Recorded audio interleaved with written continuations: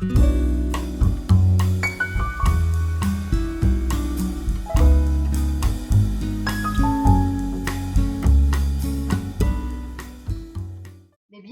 Michel, comment allez-vous? Merci de m'inviter sur votre chaîne, merci, c'est bien gentil. Merci à vous. Michel? Oui, merci, merci de cette présentation et de ce petit historique de contact donc par YouTube et Facebook. Oui, c'est vrai, ça fait déjà 8 ans que je fais des conférences et elles sont mises donc sur mon site YouTube. Je crois que ce mois-ci, on doit être à la 64e. Donc, bien sûr, le public a pu, disons, bénéficier d'un enseignement, d'une part très abondant, parce que bien sûr, les conférences durent 2 heures et demie, hein, et puis, bien sûr, le public apprend quand même pas mal de choses et vu la durée, comment dire, de mon activité, il est bien certain qu'on reconnaît quand même que je sais quelques petites choses.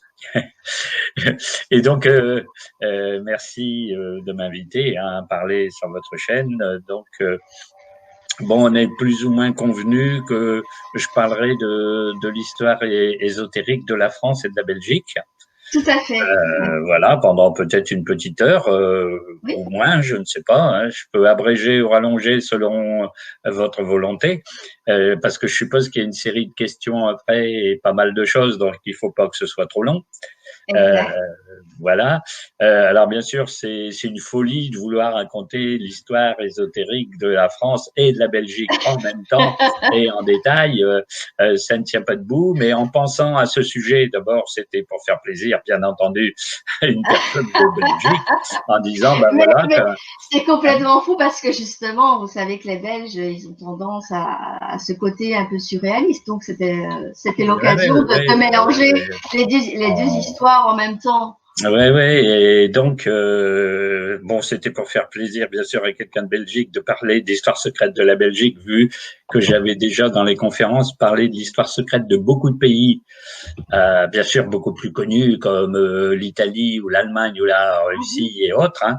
Et dire la Belgique, bon, c'est pas parce que c'est un petit pays, hein, mais c'est pas forcément la priorité en ésotérisme. Il se trouve de beaucoup de choses intéressantes. D'abord, j'habite dans le Pas-de-Calais, dans le nord de la France. Je suis pas tellement loin de la Belgique et j'y vais souvent. Donc, en gros, par rapport au bord de côte, hein, c'est-à-dire Coxyde, La Panne, Ostende, ce coin-là. Et puis, je suis allé plusieurs fois à Bruges, et je me suis dit, bon, ce serait peut-être bien de parler un petit peu de la Belgique. Hein, bien sûr, en résumé. Et comme je vais traiter un petit peu les deux pays, histoire ésotérique de la France, très, très en détail, je l'ai déjà fait, hein. Il y a 10 heures, oui, sur une chaîne qui s'appelle Nurea TV, il y a 10 heures de conférences là-dessus. Bien sûr, je veux pas refaire la même chose, mais j'ai trouvé en pensant à ce sujet et en voyant un peu quel point j'allais aborder, qu'il y avait quelque chose de très curieux, c'est qu'il y avait des points communs. Alors, bien sûr, l'histoire de la Belgique, c'est la Belgique. L'histoire de France, c'est l'histoire de France. Il est bien certain que tout ne peut pas se calquer. Mais pour certains épisodes de l'histoire, c'est à peu près les mêmes. Si on se place au niveau des Celtes, des croisades, voyez, de la Renaissance, il y a des choses qui sont étroitement liées. Et donc c'est pour ça que j'ai synthétisé ces deux choses. Alors pourquoi? Parce que bien entendu tout le monde sait qu'à une certaine époque une frontière France-Belgique, Pays-Bas, ça n'existait pas. Donc bien entendu, il n'y avait pas le pays, un État appelé la Belgique, et même la France n'avait pas les frontières du tout d'aujourd'hui. Et très longtemps, la Flandre, l'Artois, la Lorraine, etc., l'Alsace encore plus, ne faisaient pas partie de ce qu'on appelle la France. Donc il y a eu un nombre considérable de conflits qui a fait qu'une partie de la Flandre s'est retrouvée du côté français.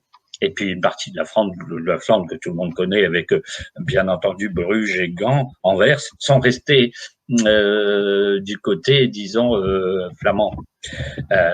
Donc c'est très très extraordinaire et de voir qu'il y a donc une histoire commune et qu'il y a même une histoire commune par rapport à l'étranger, c'est-à-dire en dehors de l'Europe, et par rapport au sud de la France.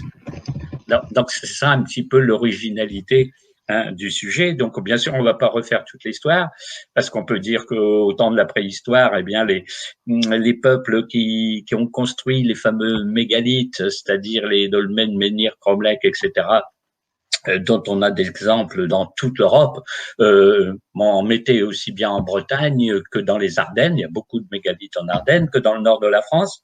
Il n'en reste plus beaucoup parce que chez nous on les a beaucoup détruits. Par rapport à la Bretagne, l'Auvergne, etc., où il y a beaucoup de ces menhirs et de ces dolmens. On en a quand même plusieurs dizaines dans le nord de la France et beaucoup donc dans les Ardennes. Alors, vous voyez, il y a déjà un point commun. Comme bien sûr, il n'y avait pas de frontière, ça posait pas de problème. En gros, la frontière, c'était la frontière naturelle du Rhin. C'est-à-dire que ces communautés de peuplement étaient barrées que par le Rhin. On peut même aller plus loin. Il fut un temps avant la civilisation des mégalithes où le fameux détroit du Pas-de-Calais et la Manche était à sec. C'est-à-dire que on communiquait très très facilement entre la Grande-Bretagne, l'Irlande et l'Europe de l'Ouest à pied. Donc c'est dû à une remontée des eaux très très importante à une certaine époque, je ne saurais plus trop laquelle, qui a noyé, disons, le détroit, ce qui fait qu'il y a eu un bras de mer qui n'existait pas au début, d'où une communauté peut-être de civilisation, de tradition, de mœurs en commun, vous voyez.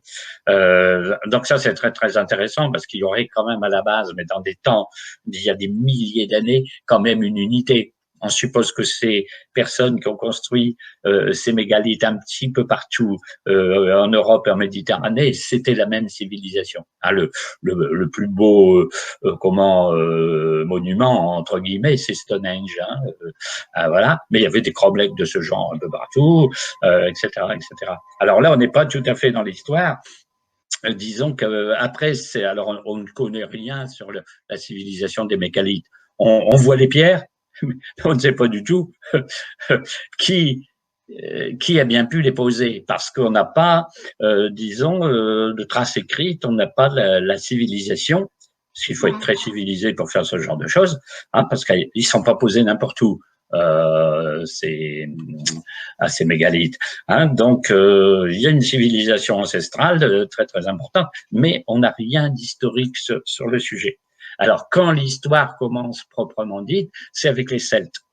Donc, les Celtes ont, disons, hérité de cette civilisation. On dit toujours que les Celtes, ça a un rapport avec ces mégalithes. Les mégalithes existaient déjà bien avant qu'il y ait des Celtes. En gros, les mégalithes, c'est 5000, 4000, 3000 avant Jésus-Christ. Et les Celtes, on a leur présence en Europe, 2500, 1500, 1000 jusque l'Empire romain. Voilà, donc il s'est installé après, on ne sait pas trop l'origine, pourquoi, comment, etc., ces fameuses tribus celtes. Il y en avait aussi bien en Espagne, aussi bien en Europe centrale, aussi bien dans ce qui sera la Gaule que Belgique, Pays-Bas actuels, avec des noms très particuliers. Vous avez des Arvernes en Auvergne, vous avez pour chez nous des Atrébates dans l'Artois, des Ménapiens là du côté de la frontière belge, et des Nerviens justement au niveau de la Belgique actuelle, des Morins au niveau de la côte du Pas-de-Calais actuel. Alors, ces Celtes sont très très peu connus aussi parce qu'ils avaient quasiment pas d'écriture, ils n'ont pas laissé d'histoire. Tout le monde connaît les fameux druides, et les druides dispensaient un enseignement d'un très très haut niveau, mais purement oral. Donc, forcément, on a du mal à reconstituer l'histoire de ces Celtes puisqu'ils n'ont pas fait, comment dire, un récapitulatif de tout ce qu'ils faisaient, comme les Égyptiens avec les hiéroglyphes ou les Romains avec l'écriture latine, et puis tous les historiens qui ont raconté l'histoire. Alors, on sait ce qui s'est passé du temps des Celtes par leurs adversaires. Quand un adversaire avait affaire avec les Celtes, soit du commerce, des choses pacifiques, soit une guerre, eh bien, on parlait bien sûr de l'adversaire. Donc, on a eu quelques échos de leur vie, leur civilisation, leurs mœurs, leurs coutumes, même leur tenue personnelle. Hein. Alors, nous, pour le nord de la France et la Belgique, c'est surtout par Jules César qu'on connaît ces tribus. Hein. Parce que Jules César, qui a fait la guerre, bien entendu, en Gaule de 58 à 52 avant Jésus-Christ, bien écrit un résumé, d'ailleurs, qui était dû au Sénat hein, pour faire mousser sa politique, sa conquête et tout ce qui s'ensuit. Hein, parce que, bon, Jules César voulait se faire bien voir des sénateurs en alignant victoire sur victoire, etc. Et donc, il a écrit un livre qui s'appelle La guerre des Gaules, dans lequel, eh bien, il raconte l'histoire ou les mœurs, hein, ou les croyances des peuples qu'il rencontrait. Et alors, si on lit ce livre, on s'aperçoit de quelque chose de très particulier, c'est que les peuples qui lui semblaient les plus combatifs, les plus accrocheurs, les plus terribles, ceux qui lui causaient plus de difficultés, eh bien, c'était justement les peuples du Nord. C'est-à-dire justement les Nerviens, les Ménapiens, les Atrébates et les fameux Morins donc de la région Boulogne-sur-Mer, Pas-de-Calais aujourd'hui, comme des tribus terribles, vraiment très dur. Et donc, on pense bien que Jules César a peut-être eu beaucoup de difficultés à les vaincre. Et alors, ce qui est très curieux, c'est qu'on nous dit toujours, vous savez, la résistance à Jules César, c'est la Bretagne. Alors, on connaît tous Astérix hein, et le petit village des Gaulois irréductibles. Ben, en fait, l'irréductible serait plutôt du côté de chez nous. C'est-à-dire, bon, quand je dis de chez nous, c'est nord de la France, Belgique, Pays-Bas, quoi. C'est-à-dire, ce qui était pour les Romains les limites du monde. C'est-à-dire quand vous arriviez au Rhin, puis à la mer du Nord, et puis le fameux détroit qui allait vers la Grande-Bretagne, pour Rome, c'était le bout du monde. Ça leur paraissait plus proche la Grèce ou l'Égypte que vraiment nos contrées à nous. Alors, vous voyez, c'est un petit peu ça le contexte. Bien sûr, tout le monde sait que c'est Jules César qui a remporté la victoire. Et après, bon, il y a eu des villes romaines un peu partout. Alors, il y en a beaucoup moins que dans le sud, parce que dans le sud, tout le monde connaît Nîmes, Arles, etc. Lyon est une grande ville romaine, Bordeaux aussi, Toulouse, Narbonne, etc. On dit, oui, mais au-delà de la Loire, dans le nord, tout ça, il n'y en a presque pas par là. Bon, il y a quelques villes romaines un peu partout. Et il y avait une très, très grande ville dans le nord, quand même, qui est Bavay. Donc, c'est près de Cambrai, hein, c'est dans le département du Nord. Et pour ce qui est au-delà de la frontière d'aujourd'hui, c'était Trèves. Hein, donc, les Trévires et Trèves, Trèves, bon, est une très, très grande ville romaine, même si elle n'est pas actuellement en Belgique. Hein. Et donc, les Romains étaient installés partout. En gros, leur frontière, c'était le Rhin. En dessous du Rhin, il y avait les Romains. Et puis, bien sûr, mélangé avec des Celtes, hein, ce qu'on a appelé les Gallo-Romains. Et au-delà, il y avait la Germanie, les barbares. Hein, voilà. Donc, tout ce qui était germain, les fameux francs de Clovis, dont on parlera après, hein, c'était les barbares, les tribus de l'au-delà du Rhin, qui bien sûr à un certain moment franchissaient ce Rhin allègrement, faisaient des pillages et repartaient de l'autre côté. Rome a essayé de les maintenir tant qu'il a pu, jusqu'au grand déferlement hein, du 5e siècle. Alors voilà un petit peu le contexte hein, de cette histoire. Donc l'Empire romain a quand même géré les choses en Occident jusqu'au 5e siècle. Hein, puisque l'Empire romain a disparu en 476, donc c'est le 5e siècle. Mais avant, pendant fin du 3e siècle, 4e siècle, il y avait déjà eu des problèmes. Il y a des tribus qui étaient passées le Rhin et qui avaient eu la permission de Rome de s'installer à l'ouest du Rhin, c'est-à-dire dans nos provinces là du Nord. Hein, à condition, bien entendu, de ne pas remettre en cause l'autorité de Rome, c'est-à-dire En gros, leur concéder un territoire, de faire leurs affaires, mais pas d'attaquer l'Empire romain. Eh bien, ce qui est assez incompréhensible par l'opinion publique, c'est que ça s'est passé ainsi. C'est-à-dire qu'il y avait déjà des Visigoths, des Francs et autres en dessous du Rhin, au sud du Rhin, du temps où l'Empire romain existait encore. Et on peut supposer qu'il y avait des échanges commerciaux et qu'il n'y avait pas trop de conflits jusqu'à une certaine époque. Mais après, on dit oui, mais alors, bon, on sait très bien que les Francs de Clovis vont ravager la Gaule, on sait très bien que l'Empire romain va être détruit, on sait très bien que ceci, et puis il y a des Vandales, il y a des Visigoths, il y a des Alamans, il y a des Suèves, il y a tout un tas de tribus les plus barbares les unes que les autres. Pourquoi à un moment ils sont déferlés sur l'Empire romain? Alors, pour plusieurs raisons, et on va pas refaire l'histoire, hein, c'est qu'il y a eu une croissance démographique bien plus forte chez les barbares que chez les Romains. Bien entendu, l'Empire romain s'est affaibli par l'intérieur. À la fin, il devenait ingérable, il y avait des soucis de toutes sortes, c'était une situation de crise permanente. Il était beaucoup trop grand, puisqu'il allait jusqu'en Égypte, jusqu'en désert d'Arabie, etc., etc. Et donc, les peuples qui étaient cantonnés et plus ou moins contenus sur la frontière du Rhin et du Danube, finalement, ont traversé ces grands fleuves. Donc, c'est ce qu'on appelle les invasions barbares dans notre histoire. Alors, il y a une autre raison, c'est que ces peuples barbares, s'ils ont déferlé sur l'Empire romain, c'est parce qu'eux, ils étaient poussés à le faire, parce qu'eux-mêmes attaquaient dans leur partie est. Et donc, en fait, le grand barbare, c'est en fait Attila. Attila et la tribu des Huns, c'est-à-dire que les Huns ont ravagé tout l'ouest et le centre de l'Europe et ont battu ces tribus qui n'ont pas eu d'autre idée que de se diriger vers l'ouest et vers l'Italie. Hein, donc en gros, c'est des barbares, pas très barbares, qui ont été poussés, disons, à l'invasion par des super barbares. Attila, vraiment une terreur finie, hein, etc. Et bon, on va pas refaire l'histoire non plus, mais à une certaine époque, Attila, qui était dans l'est de la France, qui voulait attaquer Paris, a été vaincu par une coalition d'anciens Romains, de Celtes, de Visigoths, et tout un tas de, on pourrait dire, de tribus très hétéroclites qui ont fait cause commune contre Attila. Ça s'appelle la bataille des Champs Cataloniques. Ça s'est passé près de la région de Troyes, dans la Marne, et Attila, à la suite de ça, ayant une défaite, alors pour que Attila ait une défaite, c'est quelque chose quand même de très important, est retourné en Europe centrale. Nous on dit qu'il s'est installé dans le pays des Huns, qui deviendra la Hongrie, hein, voilà, comme tout le monde sait. Voilà un petit peu l'histoire. Donc quand l'Empire romain disparaît, qui est-ce qui va occuper l'ouest de l'Europe, parmi tout plein de tribus, hein, barbares venant de-delà du Rhin, quand même 3 tribus importantes, donc les Francs de Clovis, hein, et donc les Visigoths et les Burgondes.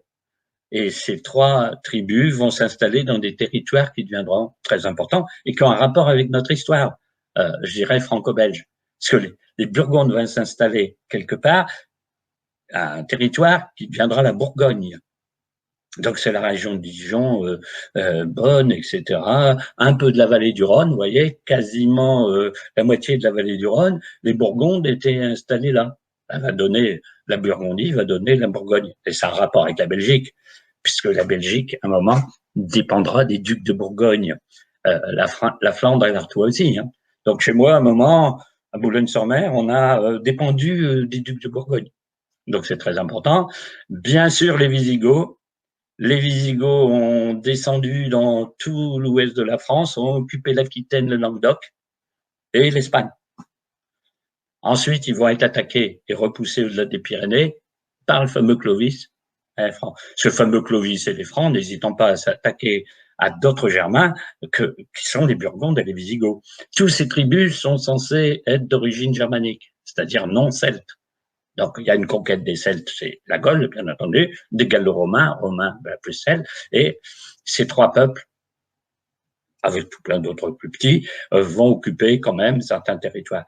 Donc, Clovis fera une guerre après, Visigoth, il y aura une bataille à Toulouse, le siège de Carcassonne et tout ce qui s'ensuit. Alors, quel rapport avec notre histoire à nous? Eh bien, c'est qu'on pense que très longtemps, les Francs ont été installés sur les bords du Rhin. Ensuite, ils sont descendus plus ou moins vers le sud. Et avant, l'histoire de Clovis, hein, c'est plus ancien, c'est Mérovée, c'est l'ancêtre des Mérovingiens, etc. C'est les fameux Mérovingiens, hein, c'est des Francs dits Mérovingiens, descendants de Mérovée, qui étaient installés dans la région de Tournai.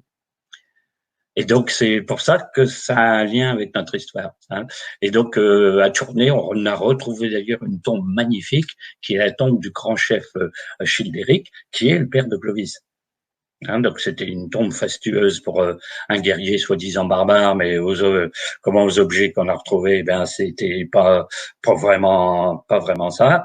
Et puis c'est là qu'on a retrouvé alors ces centaines d'abeilles en or. Hein, donc ça fait ces sensations, bien entendu, d'un point de vue du volume d'or. Et les abeilles, on a pensé que c'était le symbole de l'abeille pour ces Mérovingiens. Et donc, il paraît que ces abeilles décoraient le grand manteau de roi, justement de Mérovée. Alors, bien sûr, le manteau s'est désagrégé, mais pas ces abeilles en or, bien entendu. Alors, c'est resté très célèbre, cette découverte. Pour l'histoire, c'est très, très important que le centre de la tribu, on pourrait dire presque leur capitale, c'était Tournai, dans la Belgique actuelle. Et puis, bien sûr, quand Clovis, avec ses guerriers, a déferlé sur la Gaule, il y a eu des batailles dans tout le nord de la France, Soissons, etc. Et puis, il est descendu jusqu'au Languedoc. Hein. Alors, donc, ces histoires de Mérovingiens, cette histoire de Mérovingiens est très, très, très importante parce qu'on s'aperçoit qu'on retrouve maintenant des nécropoles, des œuvres d'art des Mérovingiens. Ils n'étaient pas si barbares que ça. Hein, et donc, il y a une exagération du côté des Romains. Jules César avait intérêt à les présenter comme des barbares pour montrer qu'ils combattaient des peuples féroces, pas vraiment. Hein. Et puis, que les Romains appelaient barbares, en fait, tous ceux qui n'étaient pas de civilisation romaine ou grecque. Mais c'est pas pour ça qu'ils étaient sauvages. Nous, on traduit toujours barbare égale sauvage, féroce, cruel, etc., destructeur. C'était pas le cas du tout, parce que quand on voit l'art aussi dans le sud des Visigoths, c'était quand même déjà élaboré. Alors bien sûr, c'est pas au niveau de la culture grecque, hein, ça va sans dire. Hein. Et donc, on arrive à cette situation-là. Donc, qu'est-ce qui se passe ensuite d'un point de vue histoire? Eh bien, ces Mérovingiens occupent à peu près la moitié de la France. Hein. Dans le sud, il y a les Visigoths. Au niveau de la Bourgogne, la vallée du Rhône, il y a les Burgondes. Il y a quelques Germains, un petit peu au niveau de la Suisse et d'Alsace, sont les Alamans. Hein. Et puis, il reste les Provençaux, qui sont un petit peu à part, qui échappent encore à la catastrophe des barbares. Hein, donc ces Mérovingiens et Clovis vont durer quelques siècles. Alors, ils sont très très connus dans l'histoire à cause des querelles entre eux. C'est-à-dire, à un certain moment, ça va se diviser en deux États. Il va y avoir un État de Neustrie et un État d'Austrasie.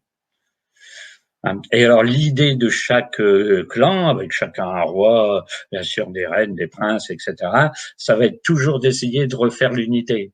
C'est-à-dire qu'en gros, les souverains de Neustrie vont essayer de refaire un seul État, les souverains d'Austrasie aussi, à la suite de querelles, d'intrigues, d'assassinats, de tout ce qui s'ensuit. On essaie toujours d'éliminer les parties adverses par le meurtre, l'empoisonnement, tout ce qui s'ensuit, jusqu'à ce que la situation arrive dans les mains de deux reines.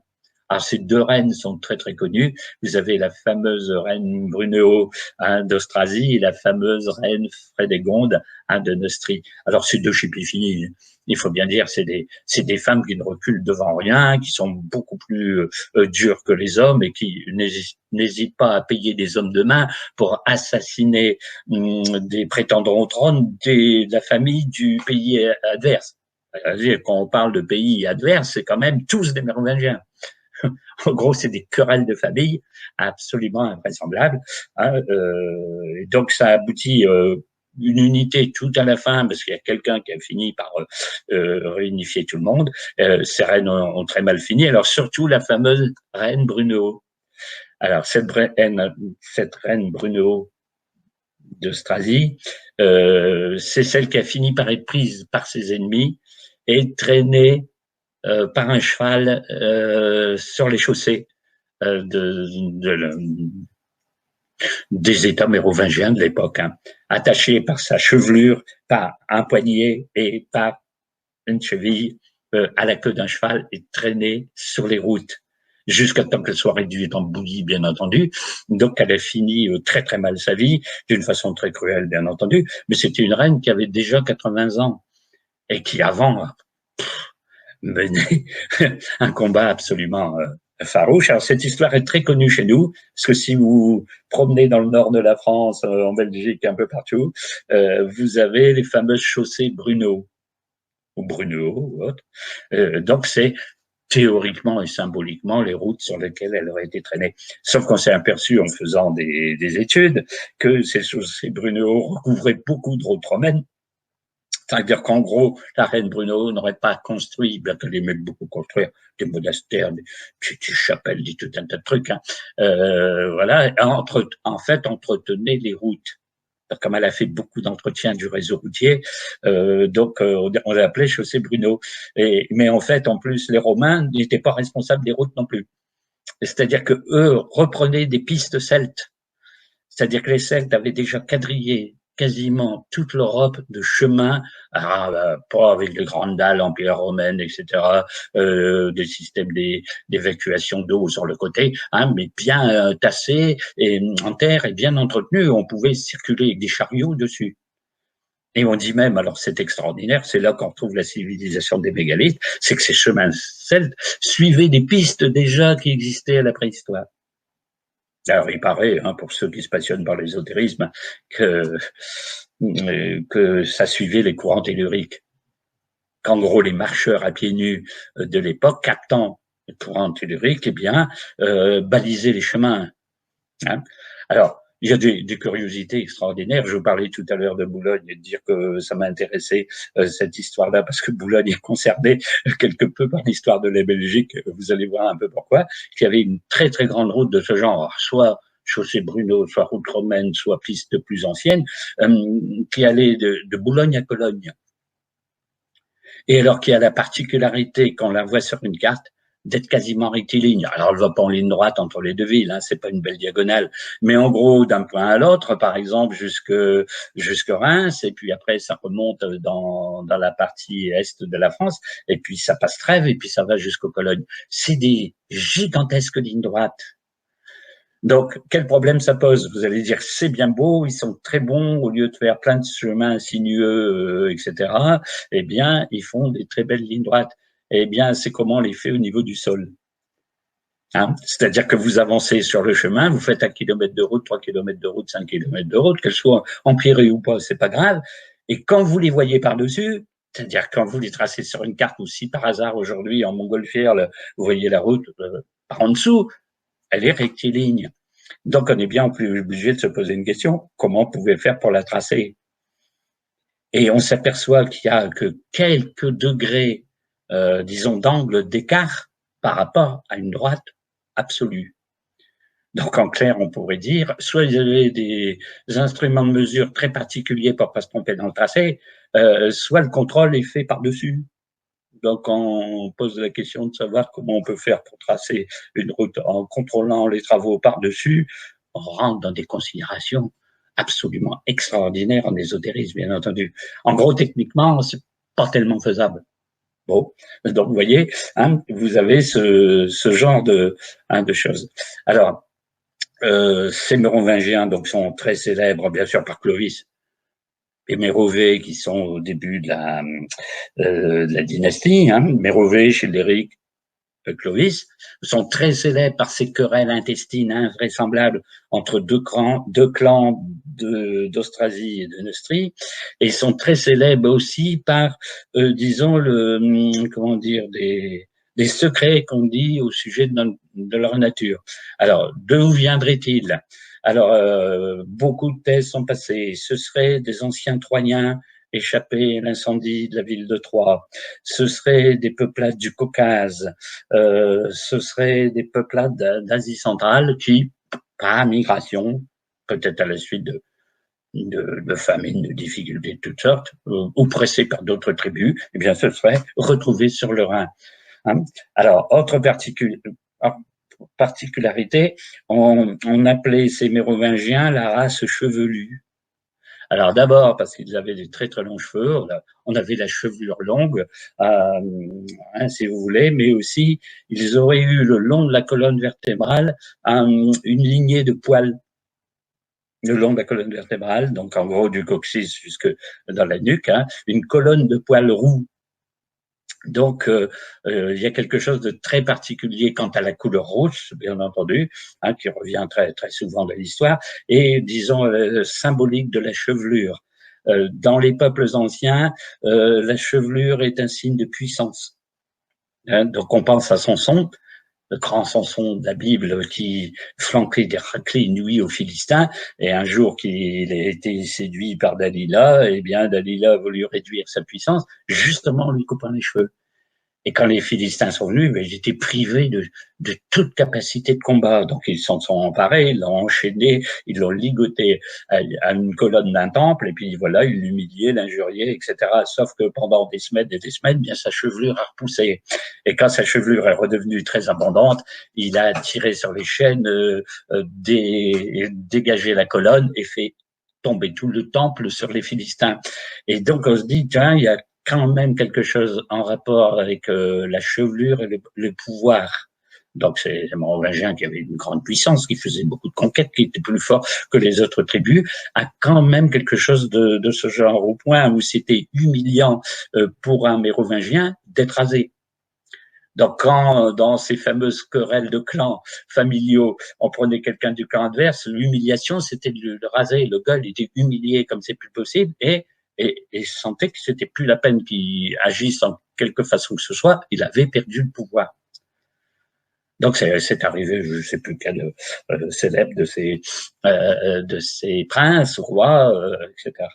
Alors, ces Mérovingiens sont très, très célèbres aussi parce que ils ont très très mal fini. C'est-à-dire que à la fin, ils ne faisaient plus grand-chose.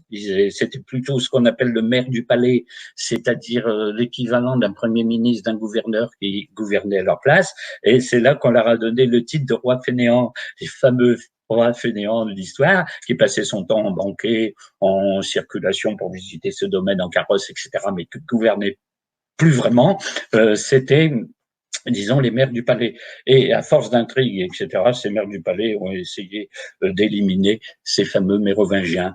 Et ça s'est passé comme ça. La dynastie qui a suivi, dans l'histoire de France toujours, et vous voyez que ça concerne aussi, bien entendu, les territoires belges, les fameux Carolingiens, Charles Martel, Pépin le Bref, Charlemagne, etc., ont succédé à ces rois mérovingiens. Alors à la fin, ça s'est très mal terminé, parce qu'il y a un de ces rois mérovingiens qui a été assassiné. Donc c'est le fameux Dagobert II, un très célèbre roi Dagobert du temps de Saint-Éloi, qui était un grand roi mérovingien, mais celui dont on parle, là, c'est 1700, c'est 780 et quelque chose, c'est le 7e, 8e siècle, c'est plus trop la date, ce fameux Dagobert II, eh bien, a été assassiné dans la forêt de Wèvres, c'est dans le Meuse, par là, près d'une petite ville qui est très célèbre aujourd'hui dans les histoires ésotériques, qui s'appelle Stenay. Et donc là, eh bien, ce Dagobert, au cours d'une partie de chasse, s'abreuvant au pied d'une source, eh bien, a été tué. Est assassiné. Et cette histoire est très très importante parce qu'elle est liée à cette fameuse énigme gigantesque de Rennes le Château. C'est-à-dire que, bon, là, normalement, les Mérovingiens s'éteignent, mais il y aurait eu une descendance, il y aurait eu un enfant, et l'enfant a été sauvé de l'extermination de toute une famille, de Dagobert et tout collatéraux et tout ce qui s'ensuit, et emmené, sauvé par un cavalier et réfugié chez quelqu'un de la famille qui était dans le sud, dans la région de Rennes-le-Château. C'est cette fameuse histoire des Mérovingiens qui est liée à l'histoire de la Bessonnière et de Rennes-le-Château. Donc, Stenay, l'histoire de Dagobert, la Meuse, etc., c'est pas quelque chose de totalement innocent. Donc, il y a enfin, bien sûr, on se place du point de vue qui est l'objet de l'explication de ce soir, c'est les aspects ésotériques de l'histoire. bien sûr, alors dans les livres d'histoire officiels, vous ne trouvez pas de choses de ce genre, hein, évidemment. Donc voilà, il y a donc un changement de dynastie, vous verrez les problèmes que ça pose après. Parce que est-ce que c'est légal, la dynastie des Carolingiens qui élimine, et assez sauvagement, ce qu'on appelle la dynastie d'origine, c'est-à-dire la dynastie d'origine des rois de France, c'est Clovis, c'est son sacre à Reims, c'est la première dynastie. Dans la fameuse histoire de Reine de Château, vous verrez le problème que ça pose, justement, ces histoires de généalogie. Hein. Voilà. Donc on va sauter les siècles hein, pour abréger un petit peu. On va passer au Moyen Âge. Alors, bon, dans tous les siècles là, 9e, 10e, 11e, etc. Cette partie donc géographique hein, dont je vous parle est très très importante parce que c'est toujours l'objet de conflits. C'est ultra stratégique. Pourquoi? Parce que vous êtes bien sûr à une interconnexion entre la France, la Germanie, les pays scandinaves et comment dire l'Angleterre. Donc il y a toujours des conflits entre le comte de Flandre, les ducs de Normandie, les rois d'Angleterre, le roi de France et les Germains, le roi du Saint-Empire germanique qu'on disait à l'époque. Et tout le monde veut la Flandre, tout le monde veut l'Artois, tout le monde veut la région de l'île de Bruxelles, tout le monde veut les Ardennes. Pourquoi? Parce que c'est des plaques tournantes très très importantes, bien entendu, comme il n'y a pas de guerre, pour le commerce, pour les échanges justement nord-sud, les produits qui viennent du sud, les produits qui viennent de Scandinavie, les produits qui vont de l'Angleterre en Germanie, de Germanie à Paris, eh bien, c'est justement des villes qui seraient Lille, Bruges, Liège, pour la France, Troyes, Reims, Lille, etc., etc. Donc c'est très très important. Alors, on va pas refaire l'histoire non plus classique, celle de l'école, mais le nombre de conflits entre les Mérovingiens et la Seconde Guerre mondiale, c'est inimaginable. Quoi. C'est une folie totale, quoi. Hein. Alors, il y a une période dans cette histoire qui, alors, toujours, vous avez la guerre du roi de France qui veut confisquer les Flandres, les Flamands résistent, patati patata. Un moment, ben c'est le roi du Saint-Empire germanique qui veut mettre sa main sur tous ces territoires, s'étendre jusqu'à la mer du Nord, patati patata. Bon, bien sûr, le sort des armes va un petit peu à droite, un petit peu à gauche, un petit peu de tous les côtés comme d'habitude. Hein. Et donc, on va arriver de fil en aiguille à la période des croisades. Alors, en gros, la période des croisades, c'est fin 11e, 12e, hein, 13e, hein, puisque la croisade a été prêchée en 1095 hein, par le fameux pape Urbain II, etc. Alors, il se trouve que cette histoire de croisade, bien sûr, très importante, ça s'est étalé sur 2 siècles, est très, très liée à la région dont je vous parle. Hein, c'est-à-dire, bon, en gros, au nord de la Loire et jusqu'au Rhin. Alors, il se trouve que donc les chevaliers qui sont séduits par l'idée de croisade sont des chevaliers de Champagne, des chevaliers des Flandres et aussi de la Belgique actuelle, hein, c'est-à-dire du Hainaut, etc., etc. Et donc, quand il va y avoir la croisade, prêchée en 1095, il y a 4 armées qui vont se mettre en marche pour aller délivrer le tombeau du Christ en Terre Sainte. Hein, vous allez avoir une armée du roi de France, vous allez avoir une armée du duc de Normandie et vous allez avoir une armée donc du sud dirigée par le comte de Toulouse, Raymond de Saint-Gilles, et vous allez avoir donc une armée des princes de Champagne et de la Belgique actuelle qui va être dirigée par Godefroy de Bouillon. Alors, c'est là quand on a, disons, connaissance de ce fameux personnage extraordinaire qui est Godefroy de Bouillon. Alors, bon, bien sûr, je m'adresse à un public belge, Godefroy de Bouillon est un héros national. Alors, il y a peut-être Hergé et puis quelques grands personnages historiques. Enfin, Godefroy de Bouillon a une statue équestre, je crois, à Bruxelles, etc. Et alors, moi, ce qui m'a intrigué quand j'ai étudié l'histoire, c'est que Godefroy de Bouillon est quelqu'un de ma ville. C'est-à-dire, si vous allez dans la mairie de Boulogne-sur-Mer, vous avez un grand vitrail de Godefroy de Bouillon. Alors, c'est pour ça que ça m'intéresse, cette histoire. Donc, ce Godefroy de Bouillon, personnage très célèbre, on a même écrit une sorte d'épopée sur lui, hein, la chanson d'Antioche, ça raconte la chanson de croisade, et on vend dedans ce fameux Godefroy de Bouillon. Alors, les historiens sont pas très d'accord avec ça, on a essayé de reconstituer un petit peu son histoire, c'est un petit peu plus compliqué. Hein. C'est-à-dire qu'au début, bon, ils savaient pas trop dans quel camp tenir. Le camp du pape, le camp du Saint-Empire romain germanique. Donc, il y a un empereur de Germanie, si on peut dire, à cette époque-là, qui s'appelle comme ça, avoir son indépendance totale en tant que duc de Basse-Lotharingie, etc. Donc, il y a un petit peu louvoyé. À un moment, il y a une querelle entre ce fameux empereur du Saint-Empire romain germanique et le pape. Et visiblement, à un moment, ce Godefroy de Bouillon du côté de l'empereur. Bon, après, ça s'est arrangé entre les deux. Donc, ça s'est arrangé, Godefroy de Bouillon, etc., etc. Et après, comme il a été commandant en chef d'une des 4 grandes armées pour aller aux croisades, eh bien, devenu d'une importance historique et a été considéré comme l'archétype du chevalier.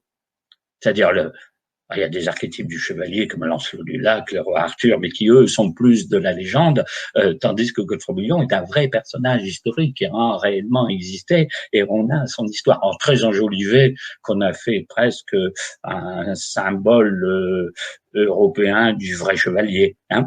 Alors, quel rapport il y a avec Boulogne-sur-Mer? Figurez-vous qu'il y en a un, parce que sa mère est comtesse de Boulogne. Alors, c'est une histoire qui, dans ma région, est très, très curieuse. On a eu des comtes de Boulogne à une certaine époque, indépendants. Il y avait un comté de Boulogne indépendant. Et il y avait donc des comtes qui guerroyaient à droite, à gauche, pareil, hein, dans toutes ces querelles féodales invraisemblables, jusqu'à un moment où il y a eu un comte très, très important, plus fort que les autres, qui est Eustache II.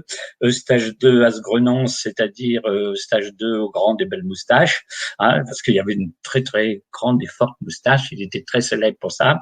Et ce personnage un peu incroyable, très, très combatif aussi, hein, très, très chevalier, a eu l'opportunité de participer à la bataille d'Hastings. Donc il tenait, lui, avec le duc de Normandie, il a fait partie d'expédition donc du duc de Normandie contre le roi Harold, la fameuse bataille de conquête de l'Angleterre à Hastings.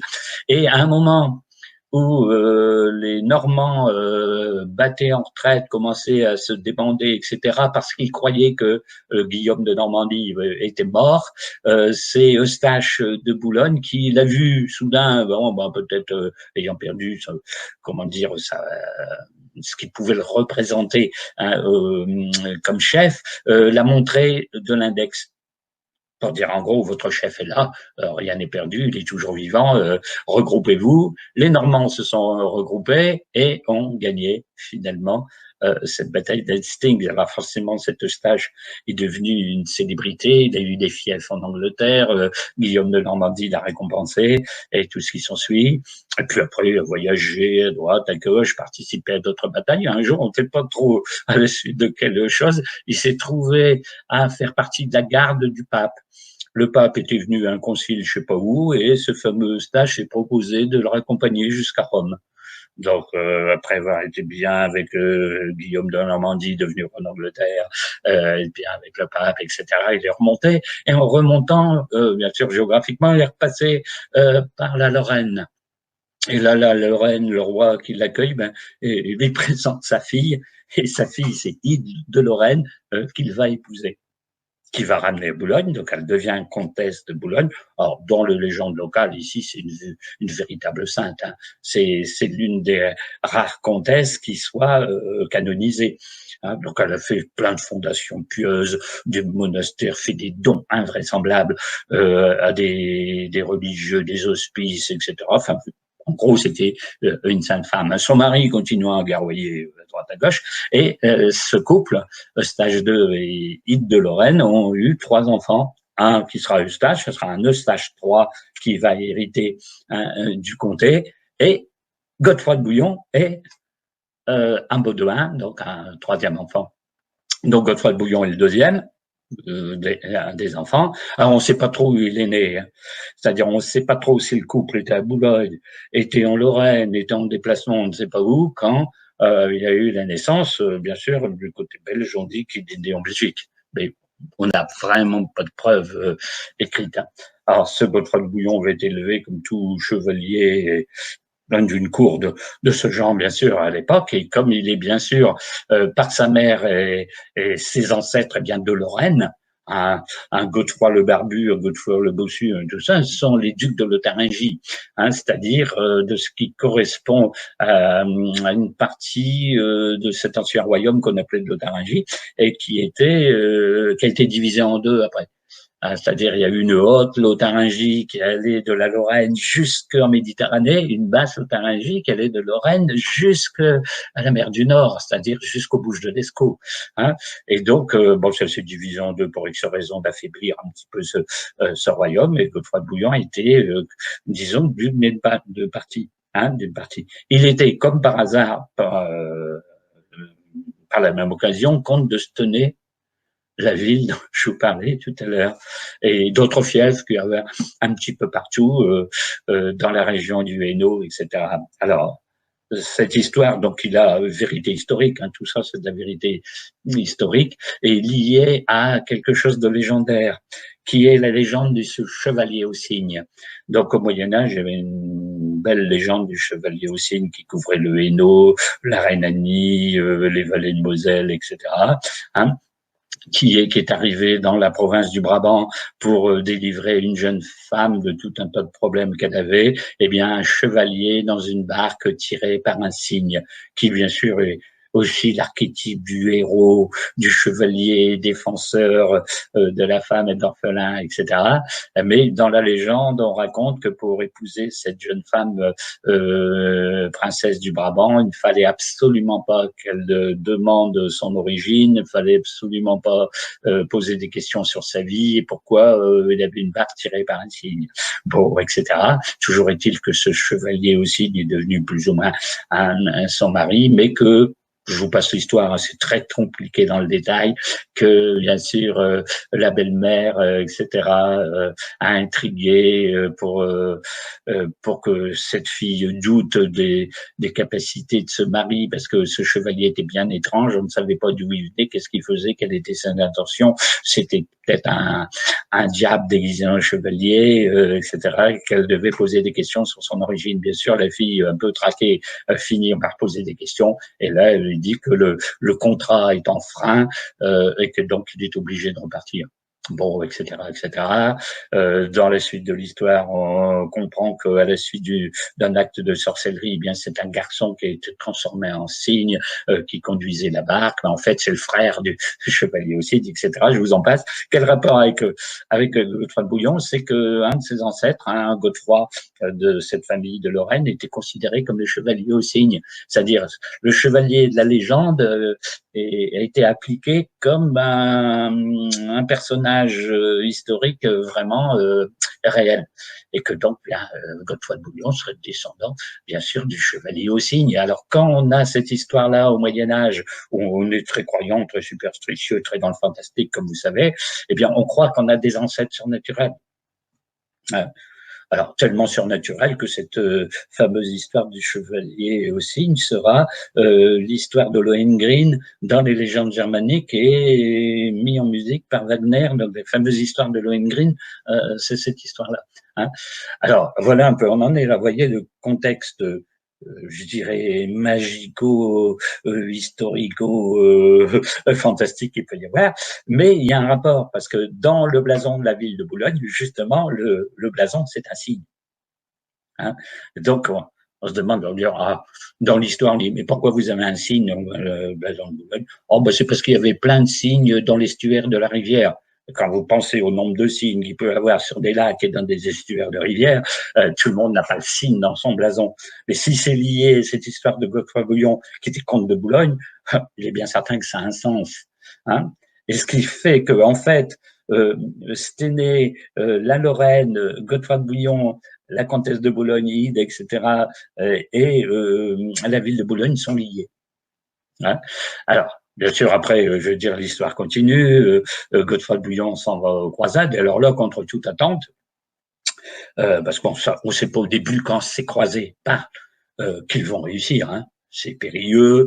Il y a une armée qui passe par la Méditerranée, il y a une armée qui passe par le Danube, etc., etc. Ils passent par la Hongrie, par Constantinople, par tout ce qui s'ensuit. Ils passent l'Anatolie là-bas hein, en Turquie, avant d'arriver par le nord sur Jérusalem. Et alors, bon, c'est très difficile. Hein. Il y a beaucoup de pertes, il y a un moment, il y a plus de ravitaillement, le soleil est terrible. Bon, ils sont attaqués, bien entendu, par les musulmans. Toujours est-il qu'une armée quand même encore assez importante qui arrive à Antioche, et en Antioche, grâce je dirais, à la combativité grandiose de Godefroy de Bouillon, Antioche est prise. Voilà, les croisés sont contents, ils ont beaucoup de pertes, hein, mais ils sont très contents. Le frère de Godefroy de Bouillon qui est parti avec lui, Baudouin, eh bien, il est appelé par le roi d'Édesse à venir le délivrer du musulman qui lui pose beaucoup de soucis. Il y va, et quand ce roi d'Édesse mourra, viendra comte d'Édesse.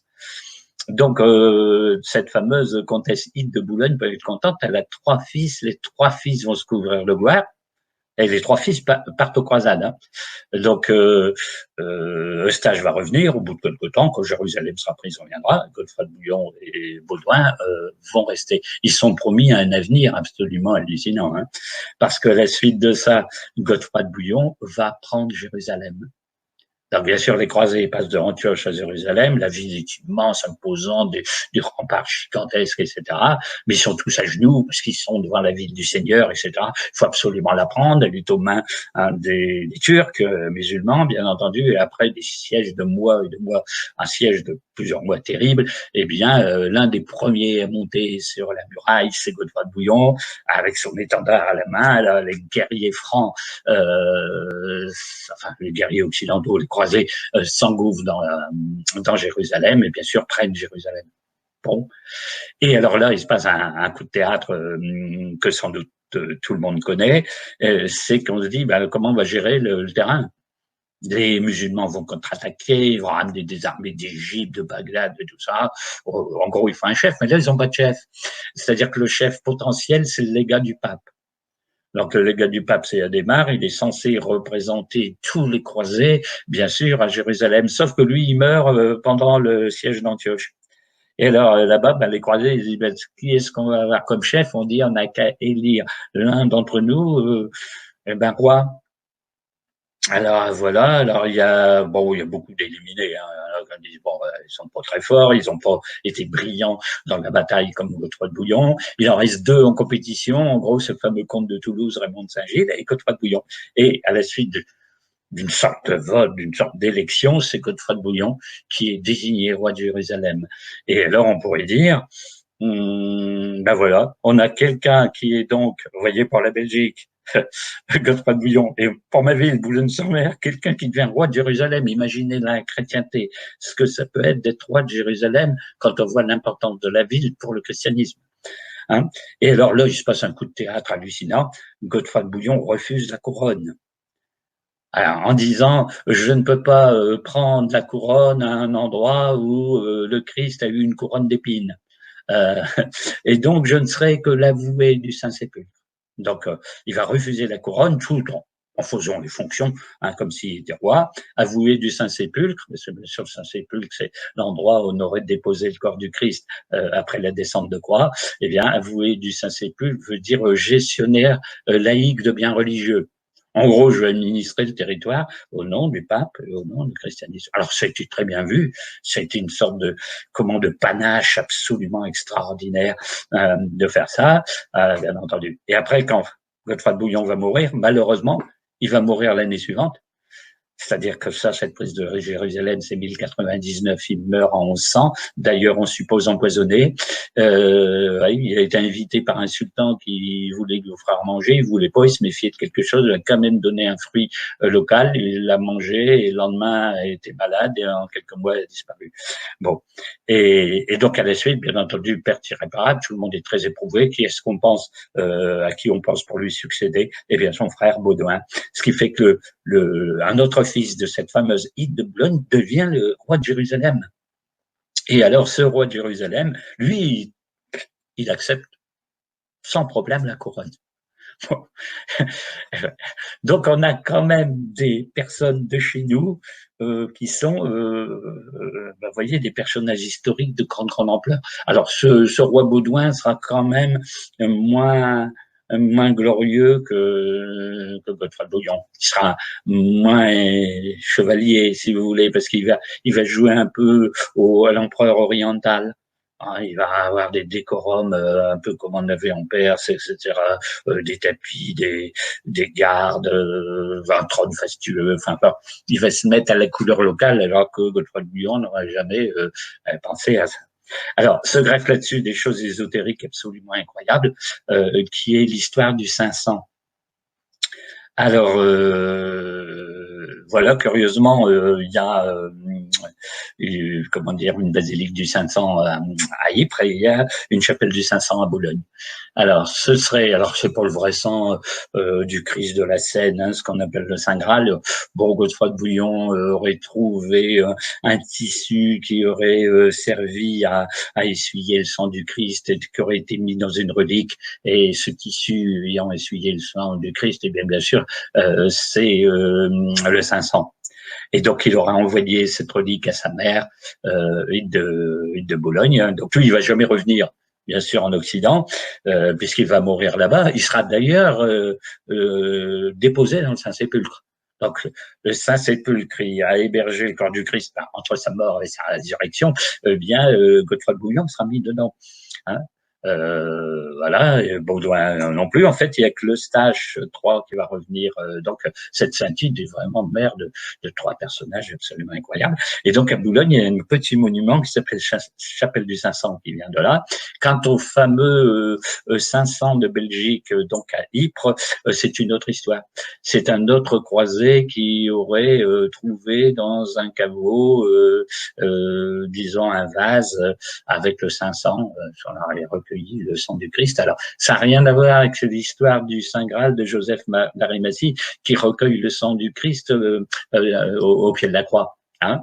Mais on a des 500. Alors, toute l'histoire qui consiste à dire 500, c'est sang gréal, et sang gréal veut dire sang royal, parce que le sang du Christ, ça branche tout sur les histoires du Graal. Et donc, on en est là, dans cette histoire absolument incroyable, où on voit bien que ce mélange beaucoup de vrai et un peu d'histoire arrangée. Alors, comme tout le monde sait, qui dit Moyen-Âge et croisade dit ordre religieux militaire et dit ordre du Temple. Donc là, on va avoir, disons, à parler de l'ordre des Templiers, alors célébrissime aussi, hein, les Templiers, ce fameux chevalier à la croix pâtée, là, sur leur grand vêtement blanc, un ordre gigantesque, fantastique, qui a couvert toute l'Europe hein, et le Moyen-Orient, hein, parce que les Templiers étaient installés en Palestine, ils étaient dans toute l'Europe, il y avait des commanderies au niveau de la Pologne, de la Hongrie, de l'Allemagne, d'Italie, d'Espagne, un peu partout. Mais alors, pour l'histoire qu'on raconte aujourd'hui, il se trouve que les premiers chevaliers sont encore de chez nous. Bon, hein. Alors normalement de la région de Troyes, de la Marne, de Bourgogne, de ce coin-là, puisque le fameux Hugues de Payens hein, est de la région de Troyes. Mais c'est dans cette région-là qu'il y a aussi le fameux grand théologien et mystique du Moyen-Âge, Saint Bernard. Hein, et Saint Bernard avait contact avec ce Hugues de Payens et quelques autres chevaliers. Et donc on dit après que c'est Saint Bernard qui a favorisé la création de cette milice de chevaliers pour guerroyer en Terre Sainte, qui a élaboré sa charte, c'est-à-dire ses règles, sa règle religieuse, tout ce qui s'ensuit, et qui glorifiait tout le temps dans tous ses sermons la noble milice du Christ et tout ce qui s'ensuit. Et donc dans ces 9 chevaliers du début, hein, c'est très très symbolique aussi d'en avoir 9. Il y a Hugues de Payens, il y a un Geoffroy de Montdidier, un Geoffroy de Saint-Omer et il y en a quelques autres. Hein. Donc, on va pas refaire toute l'histoire de leurs Templiers parce que c'est 2 à 3 heures, hein, mais ces 9 chevaliers sont 10 ans là-bas en Palestine, ils font la garde de la Terre Sainte et protègent les pèlerins. Donc ça se passe en 1118, ils reviennent donc en 1128 où il y aura la création officielle hein, de de l'ordre du Temple. Voilà, et ça se passe à Troyes. Il y a un concile justement qui se passe à Troyes, hein, qui officialise officiellement l'ordre du Temple. Et alors, la chose qui est très curieuse, c'est que beaucoup de chevaliers qui sont partis à la croisade et beaucoup de chevaliers des premières années de l'ordre du Temple sont des chevaliers justement de la région de la Marne, de l'Est de la France et des Flandres. Alors, il se passe une histoire, il y a des historiens qui disent que c'est faux. Bon, on dit que 3 chevaliers sont venus au Mont Cassel. Ah, vous voyez, le Mont Cassel, c'est près de Saint-Omer, chez nous. Vous avez donc Hugues de Payens, c'est Geoffroy de Montdidier, Geoffroy de Saint-Omer, et Geoffroy de Saint-Omer, forcément, c'est quelqu'un d'ici, qui gravissent à pied le Mont Cassel. Sur le sommet, ils rencontrent le comte de Flandre, et ils font une prière sur son Mont Cassel à 4. Et on se demande qu'est-ce qu'ils peuvent bien faire là et à quoi ça sert. Alors le Mont Cassel, c'est une célébrité, bien entendu, dans l'ésotérisme, parce qu'il y aurait un courant tellurique, ce serait une colline sur laquelle il y avait déjà des cultes dans l'Antiquité, il y a eu un culte druidique, il y a eu ceci, donc en fait, ils viennent pas n'importe où. Non, c'est pas trop ce qu'ils ont fait, hein. Mais on pense qu'ils ont passé un pacte avec le comte de Flandre. Et les premières commanderies sont justement Ypres, Bruges, Saint-Omer, Saint-Quentin, enfin, toutes les régions nord. C'est beaucoup plus développé à cette époque-là, l'ordre du Temple dans cette région, bien sûr la région de Troyes, hein, que le sud, que l'Espagne, que l'Italie ou autre. Hein. Au point que les Templiers garderont toujours très fermement la région des Flandres. Hein, où ils sont très célèbres dans le coin, etc. Donc on en est là. Alors, ça montre aussi l'importance de notre région pour les Templiers. Hein, même si Gerbois en Terre Sainte, je vous passe les détails de là-bas, qu'est-ce qu'ils étaient bien partis faire, à part bien sûr livrer des combats qu'ils font toujours, mais peut-être d'autres raisons plus secrètes. Hein. Il y a eu donc un grand maître de l'ordre du Temple qui est un flamand, qui s'appelle Robert de Ridford.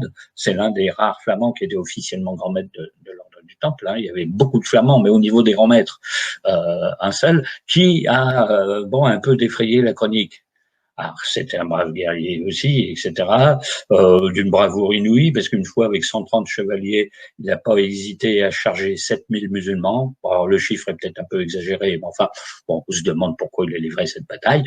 Tous les Templiers ont été tués, sauf lui qui était prisonnier, il a été relâché. Alors là, ça a beaucoup jasé par ici. C'est-à-dire en Occident, on s'est dit, tiens, les musulmans lui ont fait un cadeau, mais en échange de quoi? Et on n'a jamais su trop qu'est-ce qui s'était passé au niveau de, puisqu'on a accusé lors du procès des Templiers d'avoir connivence avec l'islam, en particulier avec les soufis, d'avoir,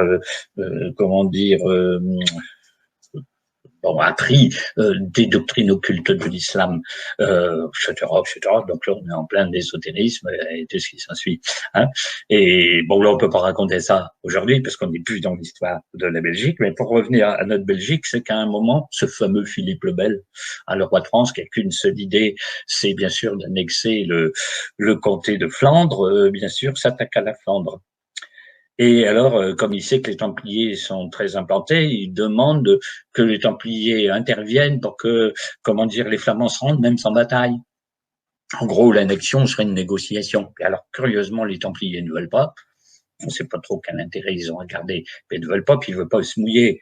Parce qu'accepter, c'est un peu tenir avec Philippe le Bel, il se méfie un peu d'un roi pareil. Hein.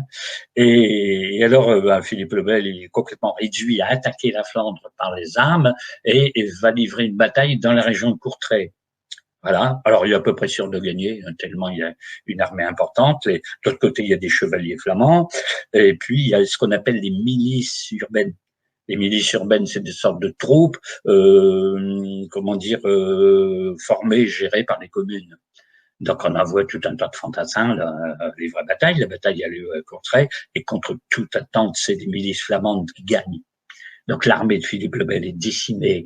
Il y a 1100 chevaliers qui restent morts sur le champ de bataille. Et donc, les Flamands ont pris leurs éperons.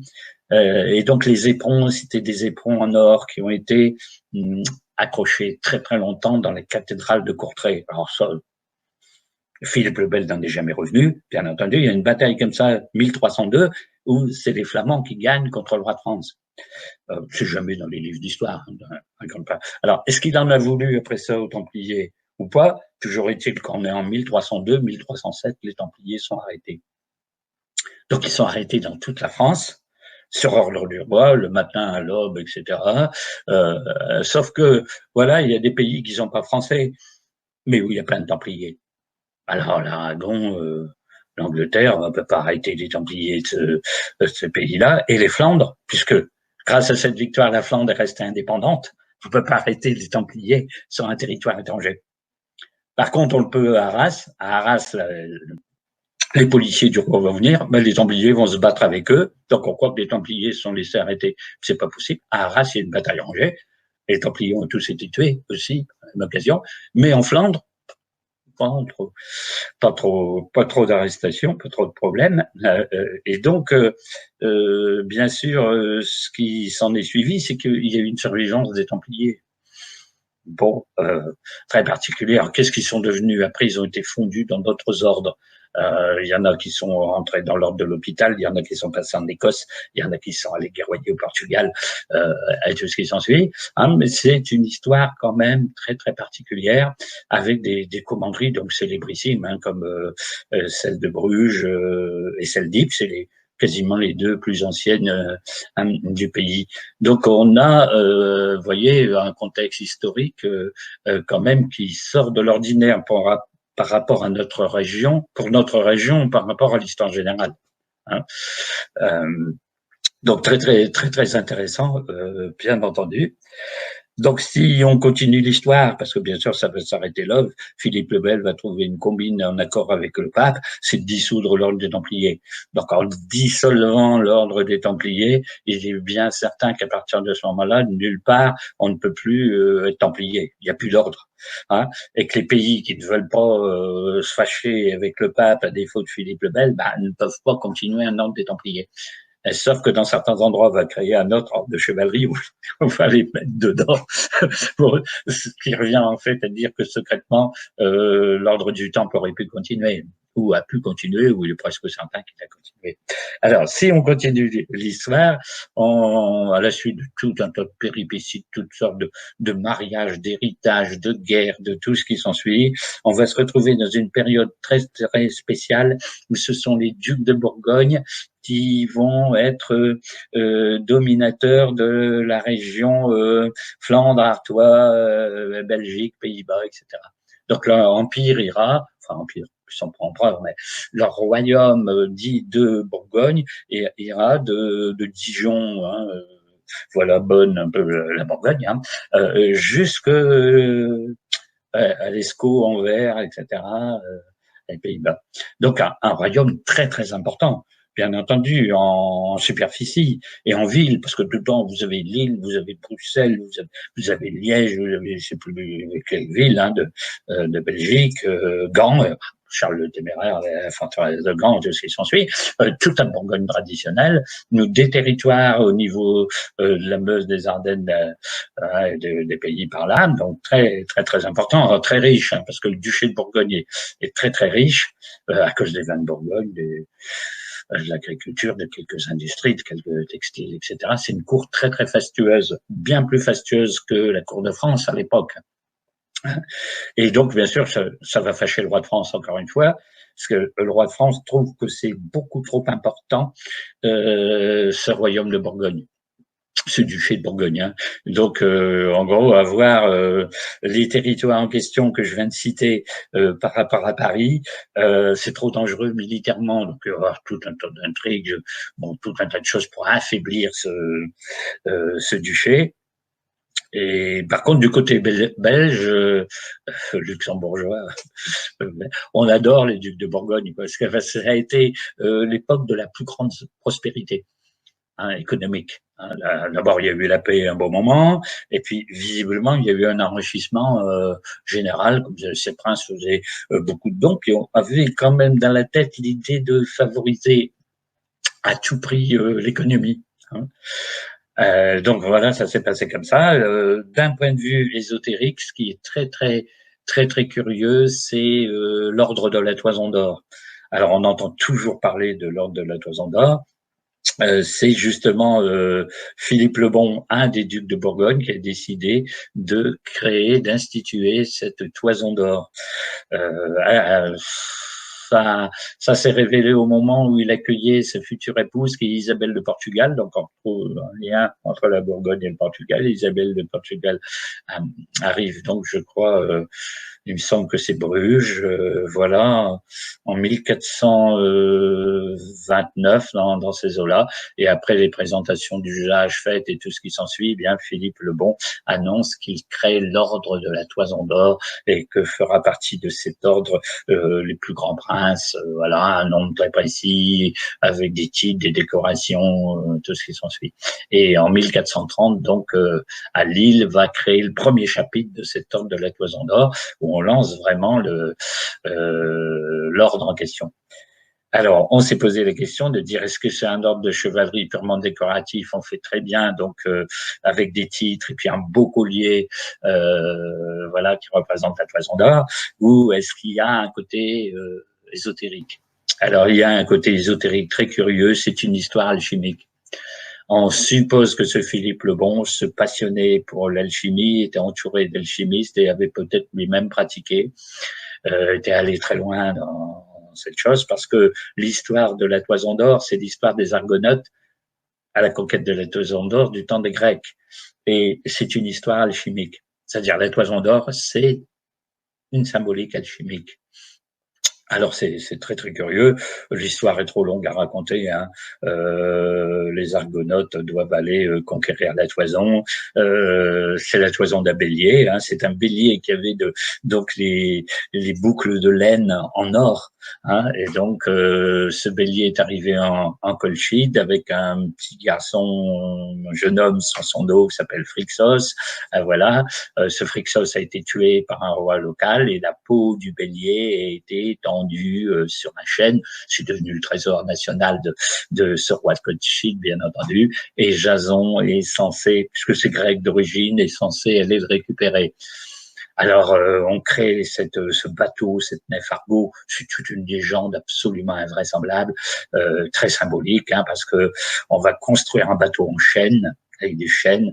On va aller chercher un mât dans le bois de Dodone en Grèce. Le bois de Dodone, ce sont des chaînes magiques qui prédisent l'avenir, la destinée. On en coupe un, il sert de mât. La déesse Athéna va donner une poutre aussi qui est magique pour mettre en dessous de la coque, etc., etc. Et on fait venir une cinquantaine de héros. Dedans, vous avez Hercule, Castor et Pollux, Orphée, enfin tout un tas d'éminentes personnalités du monde mythologique grec qui vont embarquer sur cette nef. La nef Argo, donc les notes, les navigateurs de l'Argo. Déjà le mot Argo, bon, on peut dire que c'est un peu particulier, et aller récupérer la Toison. Alors, les péripéties sont invraisemblables. Déjà, le bateau n'arrive pas à partir parce qu'il est trop lourd. Donc, on le pousse sur la plage, bien entendu, par rapport au chantier, et bon, il s'enlise. Alors là, on demande à Orphée de faire quelque chose. Alors Orphée, vous savez, il y a une lyre magique qui fait des sons absolument sublimes. Et alors là, au bout de quelques temps qu'il joue de la lyre, le bateau s'élève. Donc on a un bateau en lévitation là. Alors on dit bon, mais forcément c'est pas la légende, oui, mais sauf que les sons d'une vibration particulière réussissent à supprimer la pesanteur. Donc le bateau part, il passe en mer Noire, il va tout ce qui s'ensuit, il y a plein de péripéties de toutes sortes, hein, des tas de pièges de toute nature. Et ils arrivent en Colchide. En Colchide, rencontre le roi de ce fameux Colchide, patati patata, et la fille de ce roi Médée, tombée éperdument amoureuse de Jason, c'est elle qui donne un breuvage pour endormir le dragon qui protège la Toison. La Toison est décrochée. Jason la ramène, il est poursuivi bien entendu par les galères du roi qui veulent couler, et etc., etc., etc. Et alors cette expédition des Argonautes va repasser par des endroits absolument incroyables. Le retour ne se repasse pas par la voie d'arrivée. On pense que soit par les paysages décrits dans le texte, les Argonautes seraient remontés par la Volga ou par le Dniepr en Ukraine, seraient repassés par le Baltique, seraient redescendus de l'autre côté, soit par le Danube, par le Rhin, ça passait. Résultat, on retrouve un peu toute cette expédition dans le Nord, au niveau de l'Écosse, au niveau de la mer du Nord, parce que les paysages décrits sont des paysages nordiques, et puis ils redescendent, ils repassent la Méditerranée, rentrent enfin Thessalie, en Grèce. Alors, on s'est demandé, bien entendu, pourquoi dans l'histoire des Argonautes, pour conquérir cette toison, il faut absolument qu'il y ait un itinéraire pareil. Eh bien, parce qu'il y a des secrets géographiques, initiatiques, et tout ce qui s'ensuit. Alors, on se demande bien pourquoi ce fameux Philippe le Bon, duc de Bourgogne, a voulu une histoire pareille. Eh bien, parce qu'il y aurait, disons, un arrière-plan alchimique. La conquête de la toison ne serait pas un truc, ça peut pas l'être, historique, mais des processus de fabrication du grand œuvre. Voilà. Et dans le collier de la toison d'or, alors il y a ce qu'on appelle des briquets, c'est-à-dire ce sont des pierres qui représentent un objet métallique qui sert à frotter la pierre pour faire des étincelles, pour allumer le feu. Donc bien entendu, c'est le jaillissement du feu, c'est le feu nouveau, c'est bien sûr en alchimie. Toujours le tanner, on fait quelque chose. La symbolique du feu est très très importante. Et puis bien sûr, il y a au bout d'une chaîne, eh bien la peau du bélier, toison du bélier. Si vous regardez les portraits donc historiques de Philippe le Bon, de Charles le Téméraire, etc., il y a ces fameux colliers de la toison qui est, disons, toujours représenté. Donc c'est très très important, c'est très symbolique. Il y a de grandes chances que ça couvrait une société alchimique. Et donc il y a eu des chapitres qui se donnaient d'ailleurs souvent à Lille, dans ce royaume de Bourgogne. D'ailleurs tout est alchimique un peu dans l'histoire de la Bourgogne, comme quoi ces rois, ces ducs, pardon, s'intéressaient beaucoup au sujet. Si vous allez à Bonn, les fameux hospices de Bonn, il y a plein de choses alchimiques dedans. Par exemple, le heurtoir de la porte d'entrée, vous avez un soleil avec des rayons qui sont tournants sur eux-mêmes. C'est pas des rayons, disons, verticaux comme les rayons solaires. On dirait des sortes d'arrondis, des sortes de boucles qui tournent dans le sens des aiguilles d'une montre, un peu en spirale. Et dessus, vous avez un lézard et une mouche.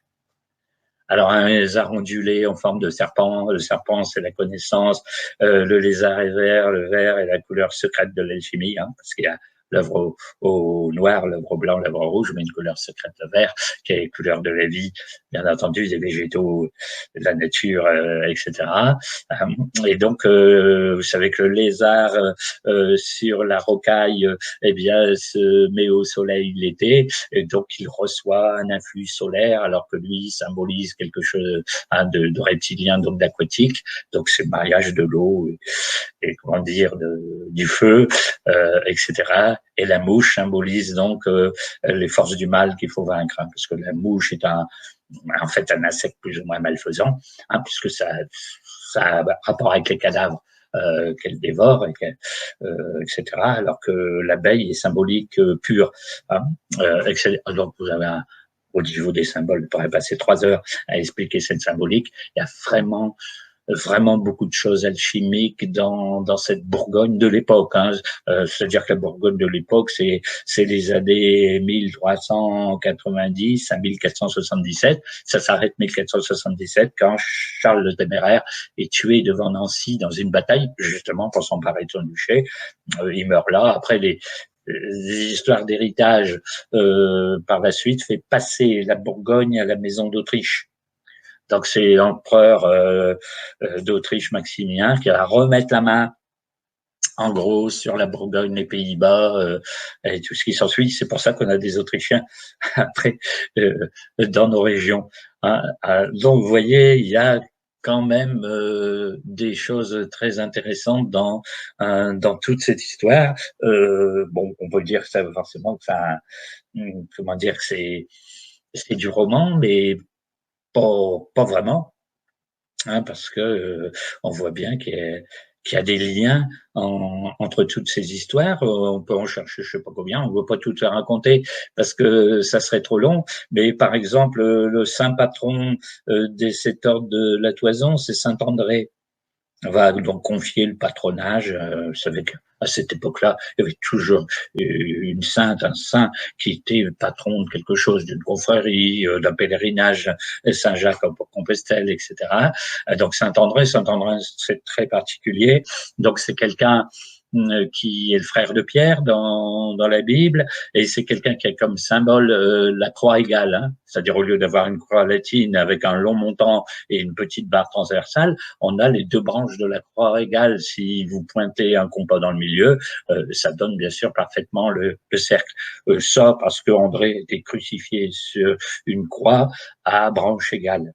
Mais dans la légende des saints, on dit que ce fameux André a évangélisé le Caucase. Et quand vous êtes dans le Caucase, par le plus grand des hasards, vous êtes en Colchide où il y avait cette fameuse toison d'or. Le Caucase, qui au passage est bourré de mégalithes, à n'en plus finir. Et ce fameux Saint-André est en même temps patron de l'Écosse, où bien sûr a une tradition ésotérique très importante, et bien sûr un refuge des Templiers, etc., etc. Donc quand on raisonne comme ça, en ésotérisme, on raisonne toujours comme ça, par ce qu'on appelle la loi d'analogie, c'est-à-dire que tout a rapport avec telle ou telle chose, etc., qui fait une cohérence d'ensemble. Comme quoi, ça ne peut absolument pas être dû au hasard. Et donc, s'il n'y a pas de hasard, c'est qu'on a voulu dire quelque chose, et si on a voulu dire quelque chose, c'est important, c'est qu'il y a un message, c'est tout ce qui s'ensuit, hein, etc., etc. Alors, on peut raconter d'autres histoires. Hein. Je ne sais pas si en fonction de l'heure, on peut encore beaucoup, parce que forcément, il y a beaucoup à dire, parce que pour l'instant, on n'est arrêté qu'à la Renaissance. Bon, mais si vous prenez la religion, c'est très important aussi, un nombre considérable de saints, bien entendu, pour le nord de la France et la Belgique. Il y en a des très originaux qui n'y a pas ailleurs. Hein. Par exemple, une sainte Villegeforte. Alors, Villegeforte, c'est une sainte qui a une barbe. Donc, c'est la sainte barbe, en gros, pour la région de Dunkerque. Hein. Et alors, on s'est dit, mais comment une sainte peut avoir une barbe, quoi. Alors, dans l'histoire légendaire, bien entendu, c'est une fille que son père seigneur voulait marier, faire un beau mariage, voulait absolument pas se marier parce que voulait se consacrer à Dieu, etc. Et c'est dire comment faire pour éviter ça. Eh bien, c'est de se rendre la plus laide possible et de s'affubler d'une barbe. Donc, c'est devenu la femme à barbe. Mais, bien sûr, elle a un sens ésotérique. C'est-à-dire que si vous êtes une femme et que vous avez un attribut masculin, vous faites la reconstitution d'androgyne. Alors, vous pouvez être une femme qui a une barbe ou vous pouvez être un homme qui est féminin. Parce que comme ça, dans les deux cas, vous êtes masculin, féminin, c'est-à-dire androgyne. Dire à quoi ça sert? Eh bien, parce que dans la Bible, on vous dit que quand Dieu créa l'Adam, au début appelé l'Adam avec l'article, il les créa mâle et femelle. C'est-à-dire le premier Adam est androgyne. Et ensuite, on sépare le masculin du féminin pour faire un Adam, un Ève. La création se passe en deux fois, mais l'état primordial de l'humanité est androgynique. Il faut donc retrouver l'androgyne pour retrouver, comment dire, l'état premier de la créature. Or, curieusement, c'est la thèse de l'alchimie. C'est-à-dire, qu'est-ce qu'on fait en alchimie? On essaie de marier deux forces contraires, le soufre et le mercure.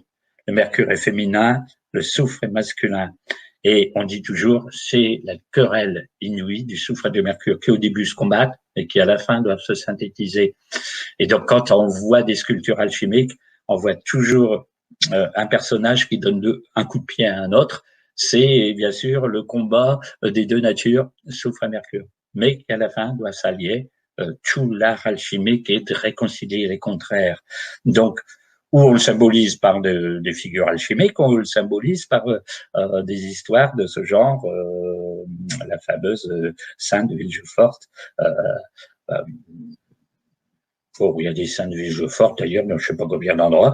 Il y en a une à 800 dans le Pas-de-Calais. Je veux dire, dans les représentations, hein. Il y en a d'autres endroits en France, mais c'est surtout une sainte dans des pays flamands. Hein. Donc, ça a une importance particulière. Maintenant, on peut avoir l'inverse. Si vous regardez beaucoup de tableaux de la Sainte Seine où vous avez Saint Jean près du Christ, il est très efféminé. C'est le seul des apôtres qui a pas de barbe. Il a des traits très très fins, il a des cheveux assez longs et bouclés, et il met toujours sa tête sur l'épaule du Christ. Et ça surprend jamais le clergé que vous avez quelqu'un qui peut être quasiment incliné ou couché sur la poitrine ou l'épaule du Christ. Alors si c'est une femme, on dirait oui, c'est un scandale. C'est un homme, ça devrait encore faire plus jaser, mais non, ça semble traditionnel. Or, il y a de grandes chances que peut-être que ce Saint Jean soit en fait Marie-Madeleine. C'est-à-dire que ce soit vraiment une femme comme disciple, quoi. Et alors, certaines images sont tellement absolument effarantes dans la représentation du Saint Jean qu'on peut interpréter ça comme ça. Et cette fameuse histoire ne nous éloigne pas de notre sujet, parce que ce serait le fameux secret des Templiers. C'est-à-dire qu'en fait, ils auraient été annihilés parce qu'ils connaissaient l'histoire qu'en fait, Saint Jean n'est pas un Jean. Bon, en gros, dans toutes les histoires ésotériques, qui, comme par hasard, vous comprenez bien ce très grand hasard, rejoint Rennes le Château. Hein, parce que Rennes le Château, c'est un petit peu ça, le fond de l'histoire aussi. Alors, voyez où on en est aujourd'hui. Hein. Je vous passe au point de vue d'art la splendeur des cathédrales donc de la région, et puis tout un tas d'artistes. Hein. Les fameux peintres mystiques, là, Van der Velden et Van Eyck, c'est leurs chefs-d'œuvre, bon, sont des chefs-d'œuvre ésotériques en partie. Hein. Si vous avez le fameux retable de l'église Notre-Dame à Bonn, c'est tout à fait une chose comme ça. Hein.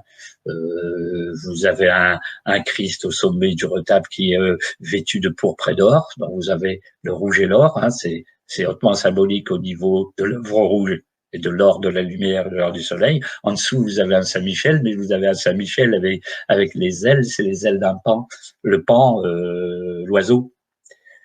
Qui bien sûr quand il fait la roue, eh bien, est multicolore, etc. Alors un ange Saint-Michel avec les ailes d'un pan, c'est quand même très rare dans les représentations. Bien sûr, ça a un sens plus ou moins alchimique, etc. C'est toutes les nuances de l'œuvre par la multiplicité des couleurs.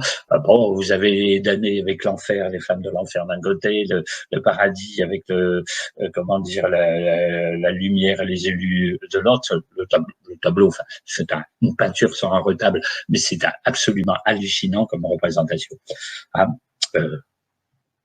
Saint-Michel étant le patron de Bruxelles, bien entendu, par la même occasion. Hein. Alors, on pourrait dire aussi plein de choses sur Bruxelles, puisque la fameuse Grand Place de Bruxelles, que tout le monde connaît, bien entendu, est une place alchimique.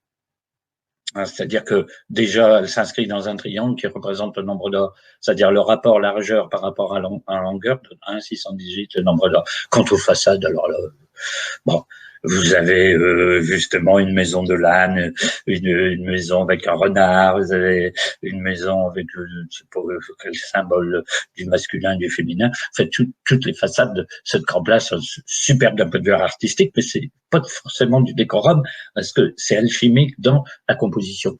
Hein. Donc, j'allais dire qu'on traite cette histoire, la fameuse époque de Bourgogne et du Moyen-Âge, on est dans le surnaturel et l'ésotérique jusqu'au bout des doigts. Hein. On pourrait même aller, pour finir, parce que on est obligé de finir, jusqu'à Hergé et Tintin. On sait que les histoires de Tintin sont ésotériques. Et alors, bien sûr, c'est une bande dessinée pour enfants et tout le monde dans sa jeunesse a lu les Tintins. Dans tous les pays du monde, hein, c'est traduit dans toutes les langues. Forcément, c'est belge, bien entendu. Mais rien que les titres, hein. Le secret de la licorne, l'étoile mystérieuse, etc., etc. Bon, l'île Noire. Bon, on sent bien que bon, c'est pas innocent, quoi. Mais d'ailleurs, bon, le détail de la structure de l'œuvre le montre, hein. Aussi bien au niveau des personnages, des couleurs, des nombres, etc., etc.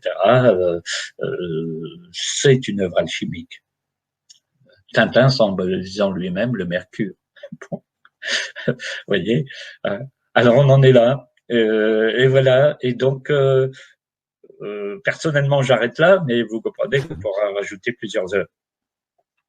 Voilà. Chanel, est-ce qu'on m'entend? Chanel. Oui, je suis là. Oui, mais c'est fabuleux tout ce que vous racontez. En plus, vous parlez de Sainte-Barbe. En Belgique, on connaît très très bien la Sainte-Barbe. Je ne sais pas si c'est le 1er, si c'est Saint-Éloi ou si c'est le 4 décembre. C'est bientôt. Il me semble que c'est le 4 décembre. Oui. C'est le 15 décembre. Mais je me suis toujours demandé justement, mais pourquoi une Sainte-Barbe, une femme qui a une barbe. J'ai jamais compris. Mais voilà, vous en avez parlé, c'est merveilleux. La Grande Place, il y a aussi les 7 souris bizarres. Oui, il y a les 7 souris. Et ça aussi, je ne sais pas si vous connaissez le secret derrière les 7 souris. Écoutez, là, je connais pas trop en détail parce qu'il y a très longtemps que j'ai pas vu cette place dans les détails, mais je sais que c'est un rébus alchimique de la première maison à la dernière, d'abord par le nombre, les formes géométriques, parce que c'est des rectangles, des carrés, tout ce qui s'ensuit, et il y a donc des animaux de toutes sortes, etc., etc. Non, c'est très très intéressant, mais à développer serait trop long. Puis quand on ne voit pas les images, parler dans le vide comme ça, qu'il y a une maison de l'âne, une maison de ceci, bon, ça dit rien du tout. Mais il faudrait voir les photos. Mais dans ce cas-là, c'est un autre exposé avec la sculpture et représentation. Mais c'était pour indiquer à quel point votre pays et un peu le nord de la France est imbibé de traditions occultes et d'alchimie, ce qu'on ne croit pas a priori, parce qu'on croit toujours que ces choses-là, c'est toujours Paris, c'est toujours la Bretagne, c'est toujours le Sud, c'est toujours une grande ville qui est réputée très très mystérieuse comme Lyon. L'alchimie, c'est Bourges, parce que il y a le Palais Jacques-Cœur, il y a plein de sculptures alchimiques dans tous les coins. Bien sûr, on ne peut nier, mais dans le Nord, on a toujours l'impression que c'est pas pour nous ce genre de choses. Or, il y a plus, presque. Il y a presque plus. Cette histoire de Godefroy Bouillon, ça m'a complètement stupéfait. Parce que ça me concerne, parce que je suis de la ville, justement, de la comtesse de Boulogne. Mais, et au début, forcément, quand vous étudiez l'histoire, vous faites pas le rapprochement. Vous dites, bon, un comte Godefroy de Bouillon chez moi, bon, il y a un Godefroy de Bouillon aux croisades, bon, il y a un Godefroy de Bouillon qui est, comte d'une ville de Bouillon en Belgique avec un immense château fort sur un éperon rocheux. Bon, vous faites pas forcément le rapport que tout est lié, et tout est lié. D'accord. Mais c'est fou, en plus, comme quoi, je fais souvent des choses par intuition et je sens très bien qu'il fallait, pour un public en plus francophone, il fallait donner, bon, vu que vous êtes français et moi je suis belge, c'était intéressant d'avoir ces deux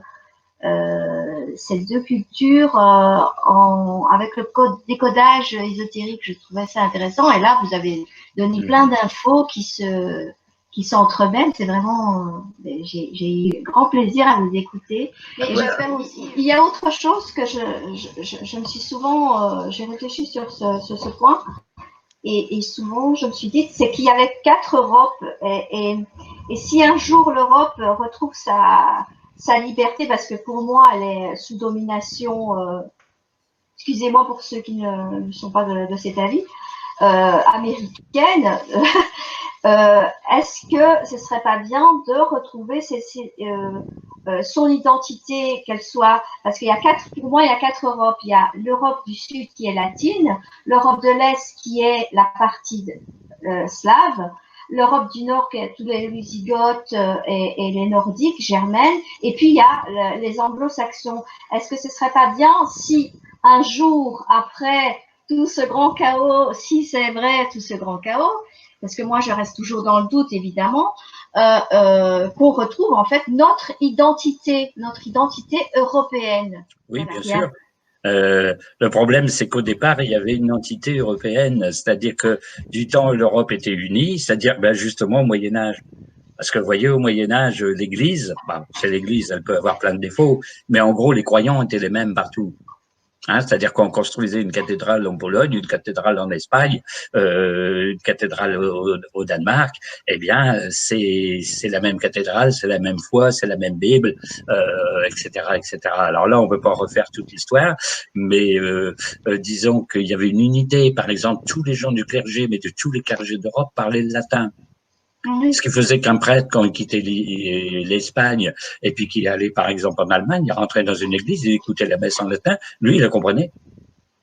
Alors après, il y a eu toutes les langues nationales qui ont pris le dessus sur les langues générales. Si vous prenez l'ordre des Templiers, eh ben, il était quasiment à vocation universelle. Et il y avait des commanderies dans des dizaines de pays. Donc le rêve était mondial. Et n'était pas d'un pays, c'est pas les Templiers en France, il y en avait au Portugal, il y en avait en Germanie, en Italie, donc c'est quelque chose qui était universel. Et cet universel-là, mais européen, typiquement européen, mais qui se voulait un exemple pour tout le reste du monde, a été cassé. Alors, forcément, là, alors toutes les histoires de cassure, et quand on est cassé, on est divisé, et quand on est divisé, une puissance étrangère prend le dessus. Donc forcément, qu'on soit américanisé, comme vous l'avez dit, c'est très bien. Eh bien, justement, c'est le résultat. C'est le résultat des divisions internes dont profite à une certaine époque la Russie ou les États-Unis, et c'est surtout un affaiblissement spirituel. Quand vous parlez d'identité, mettons française, européenne, etc., pour qu'il y ait une identité, il faudrait quand même qu'on ait une foi en soi, qu'on ait des valeurs, et que ces valeurs font cohésion de tous et sont opposables à d'autres d'un niveau de civilisation pas forcément mauvais, mais extérieur et n'étant pas de notre histoire. Et là, on retrouve notre histoire. On va dire, nous, on plonge nos racines dans la Renaissance, dans la chevalerie médiévale, dans les Romains. Et alors, bon, avec cette histoire-là, qu'on va voir les États-Unis, bon, pas grand-chose, sinon que c'est des descendants d'Européens, mais enfin, leur histoire à eux, sur leur sol, n'a pas cet héritage-là. Vous voyez, alors bon, les Chinois, qu'est-ce qu'ils ont de commun avec nous, même si leur tradition est exceptionnelle, mais ils ne peuvent pas rentrer dans l'identité européenne. Bon, en gros, ce qu'il faudrait retrouver, c'est notre tradition. Ah, je dis pas qu'il faut revenir aux Gaulois et refaire des ordres templiers, hein, mais au niveau des idées, il faudrait retrouver le fait que justement le culturel, le spirituel, l'environnement, etc., c'est très très important. Mais avec ces quatre... On est très fort là-dedans. On est très fort en art, en culture, en tout ce qui s'ensuit. Si on ne peut pas briller par la puissance militaire comme les États-Unis, on peut briller par plein d'autres choses. Hein. Ah, c'est sûr.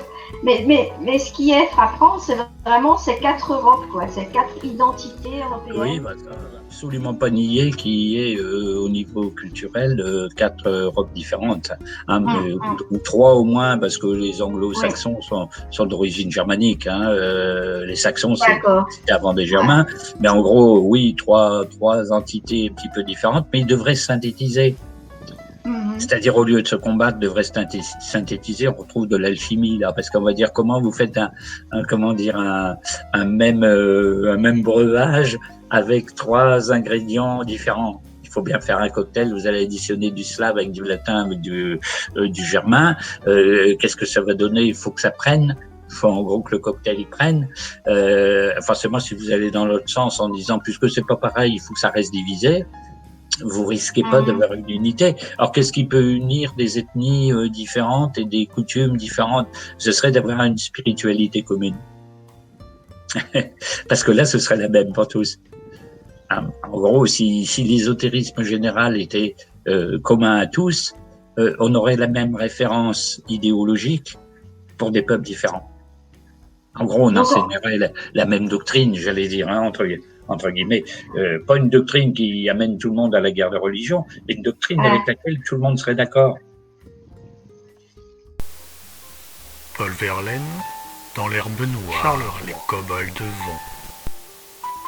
Le vent profond pleure, on veut croire. Quoi donc ce sang? La voix ne siffle. Un buisson gifle l'œil au passant. Plutôt des bouges que des maisons. Quels horizons de forge rouge. On sent donc quoi? Des gares tonnent, les yeux s'étonnent. Ou Charleroi. Parfum sinistre. Qu'est-ce que c'est? Quoi bruissait comme des sistres? Sites brutaux. Ô votre haleine, sueur humaine, cri des métaux. Dans l'herbe noire, les kobolds vont. Le vent profond pleure. On veut croire.